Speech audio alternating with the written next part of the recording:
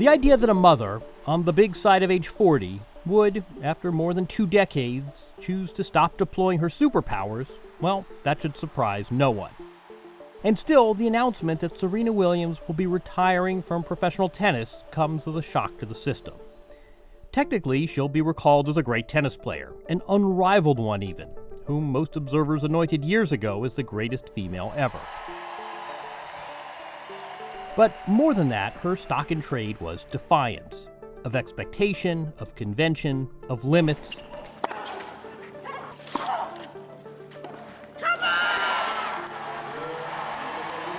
Present to her the laws of physics or geometry or time, and she would simply rewrite them in her own voice and on her own terms.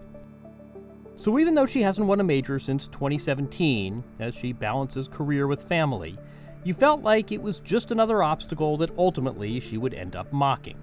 Serena would apply some topspin and clear the net, no problem.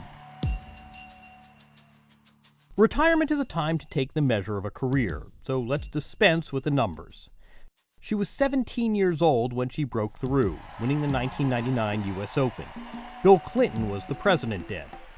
Her most recent major, the 2017 Australian Open, came the weekend of Donald Trump's inauguration. Fittingly, for the last of her 23 majors, she beat her big sister and best friend in the finals.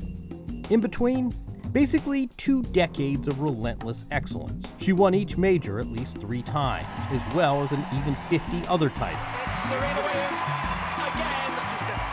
And there were all those doubles titles with her sister, which always seemed to bring with them the biggest smiles. There were Olympic gold medals and countless other memorable moments.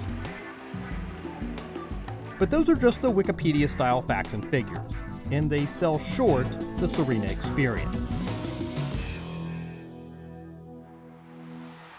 This was a career of dazzling highs. Serena Williams, what a performance! Some decided lows, a brush with death, personal triumph, all sandwiched around persistent excellence. There were times when she played tennis at its most elevated level, marrying power, accuracy, poise, and strategy. She never got enough credit for strategy, like no other player. There were also times, too many to count, when she simply willed herself to win.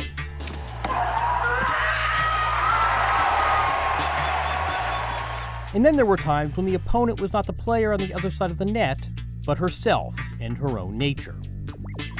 Along the way, Serena Williams offered us, and tennis, and maybe herself, abundant lessons. There was no substitute for competitive resolve. That is, so often Serena competed as though refusing to accept that defeat was even among the battery of options. Sports, and tennis in particular, is a beautiful meritocracy. That is, there is no one right background, one right path, one approach to your career. Win, and nothing else really matters. People are complex. That is, if there were some regrettable moments along the way, that only served to underscore her greatness. She was superhuman, but she was also very much human. If she never got to her goal of 24 or more majors, well, it's a footnote. And it's a lesson too. Even if you don't achieve it, the courage of stating a goal and going after it, that in itself is worthy and righteous. After a quarter century, we now officially enter the post-Serena Williams era.